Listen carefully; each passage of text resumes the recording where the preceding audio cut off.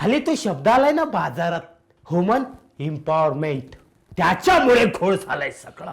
पूर्वी मी कामावरून घरी येईपर्यंत ती जेवायची, थांबायची. माझं जेवण झालं की मग जेवायची, मग घरातली सगळी कामं आटपून मग झोपायची. सावित्री, हल्ली चहासाठी पण थांबत नाही हो.